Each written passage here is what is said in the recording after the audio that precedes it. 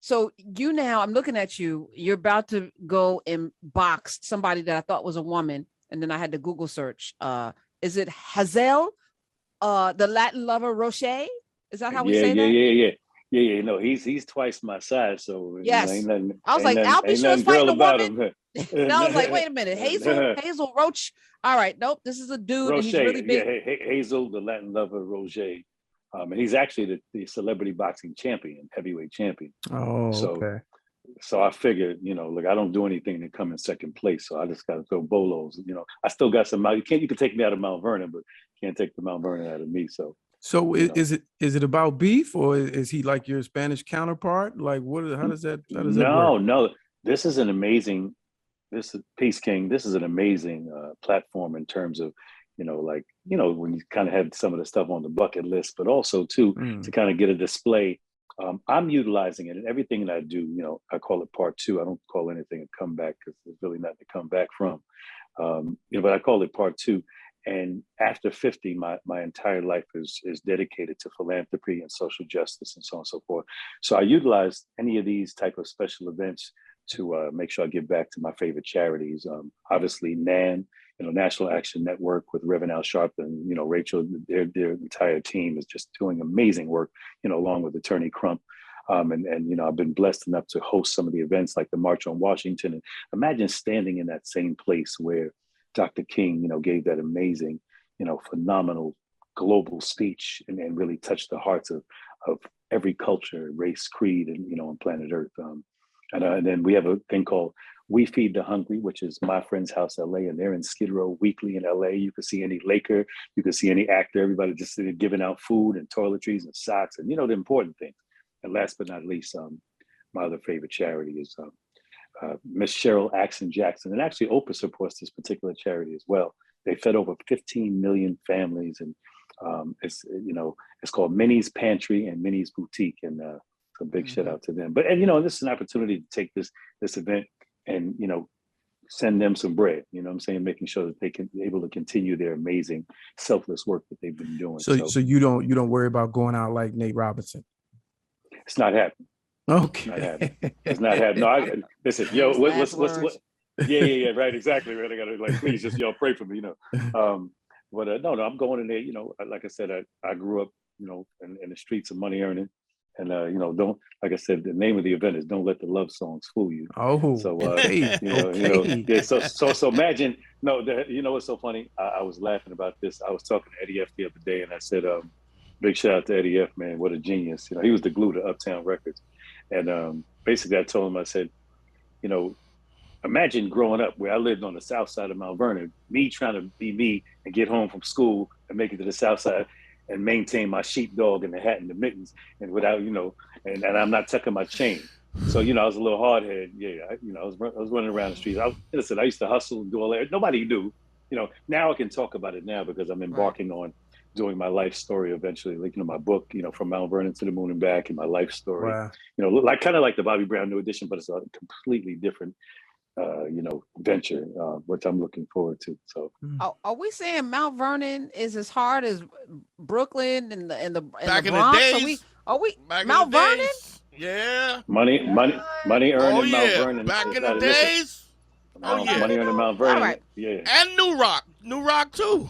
New Rock too. And we used to battle at the football games because I was quarterback of Mount Vernon. So imagine every basketball game between Mount Vernon and New Row, with some shootout, something going on, But listen, young people put the guns away. Yeah, if you pretty and you hanging out with you gotta have your knuckle game. Be able to fight. Yeah, because they Ed Gordon, another beautiful person. You don't want to test him either.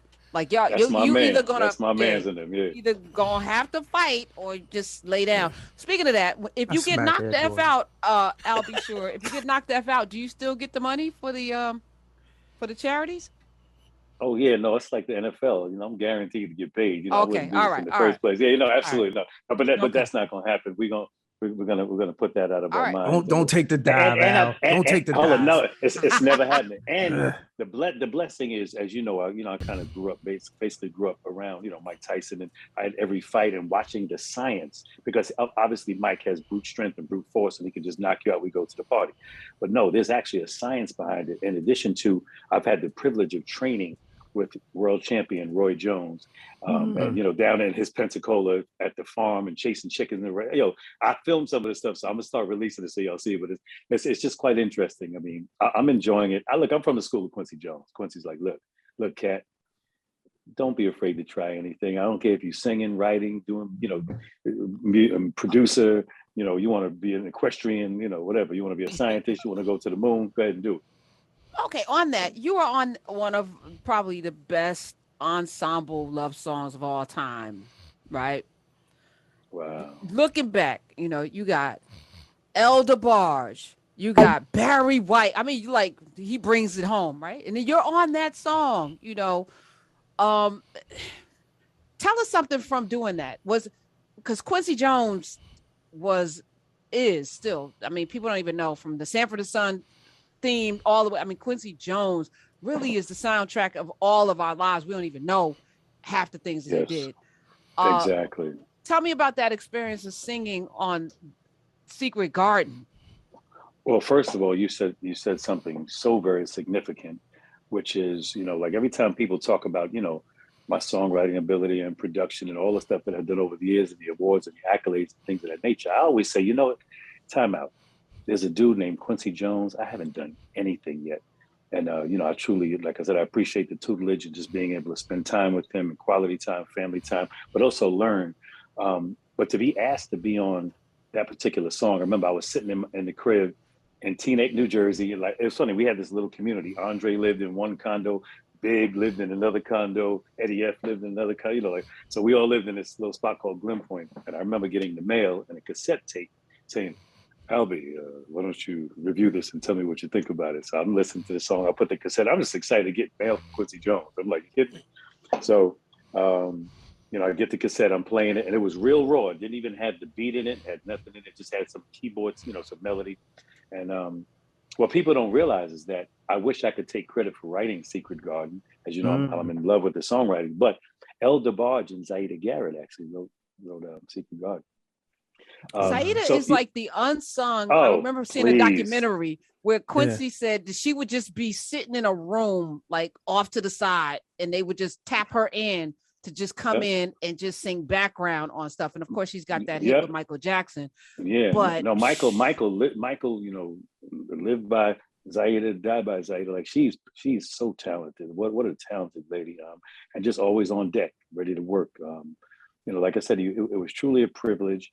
But I'm gonna give you a fun story that maybe nobody knows. Initially, the song Secret Garden, and as you know, the record industry, things change, release dates, labels just can't agree to that, So initially that particular song was slated for Luther Vandross, Michael Jackson, myself, James Ingram, like just a number of different artists, but obviously it's not done until it's mastered. So, went through this kind of metamorphosis of different artists and so on and so forth. And then when I find myself, so everybody for some reason initially thought, I even think LaToya as well thought that first verse was Michael. Because what happened was I was channeling Michael at that point, and I believe, and I'm gonna tell a fun little story where I believe I'm in the booth and this cat comes in the room with a hoodie on, right? He's got the hoodie on and a book, and he comes and sits down, just starts reading the book and looks up at me. And I froze. I was like, oh, that's MJ. And I'm like, so I'm from Mount Vernon, so I'm supposed to be like, yo, what's good? How you, before there was what's good. I was like, oh, I was like, man. But just what a blessing, like I said, So did he lay a verse? I mean, did he do like a reference? You know what? No. I just channeled Michael and went into that mode. And because imagine this, I'm this kid from Mount Vernon, from a little studio apartment. I had the little TV set up with the bunny rabbit ears. Y'all know what that is. And the little black and white TV trying to do New Edition and Bobby Brown dance steps, you know, and saying, oh, I want to be on that show next year. And then all of a sudden you find yourself, you know, it's called dreaming it to fruition. You know, all of a sudden you find yourself on the stage, best new artist, so-and-so, best new artist, American Music Award. And you sit there going, but it was never that for me because I didn't do it to be famous. I was just so in love with the music. Eddie and I actually went to engineering school at Center for Media Arts down where NYU is to study engineering. And we didn't know, you know, now it's the term when you stay ready, you don't have to get ready. Because once we embarked on the production career and the artist career, we knew how to produce because we knew the sound we wanted because we already worked in the studio and we figured it out. So, you know, like I said, it was purely a blessing just to be asked to be on the song and for it now to be probably one of the most important songs and love songs because it covers men from all different genres. Right. You have the father figure, you have the young, you know, this one, you got the commodities broker, you know, kind of like, you know, you got that. Who was the commodities broker? Yeah, who's Which the, one was you that? know, Which one was that? like James Ingram, you know, like Yeah, he's a commodities broker. Okay. broker. All right. you know.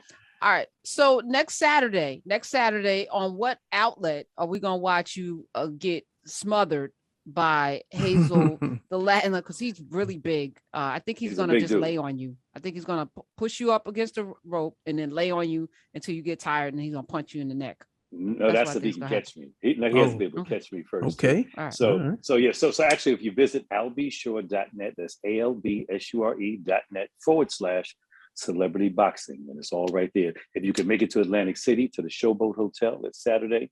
You can get your tickets right there. And if you can't make it, you can have a fight party at home. Because now, I'm going to be real with you. Now, I'm going to keep it completely 2023 with you. So imagine going into this. Next year.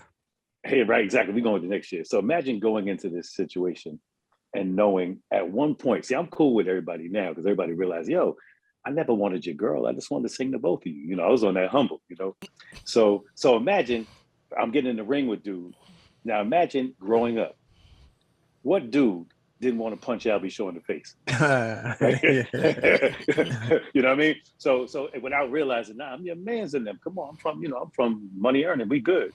So if you tell us you from Mount Vernon one more time, Albie Shaw, I promise you. I rep Mount Vernon. I rep Mount Vernon hard, and plus I got a very big announcement. I got a very big announcement coming up too towards the summertime regarding Mount running for mayor. So. You're running for mayor. Yeah. How you saw it? You saw it? I can see it. You just stopped his track. I'm taking the fifth. I can see it. Breaking news. Come on, Smith. Breaking news.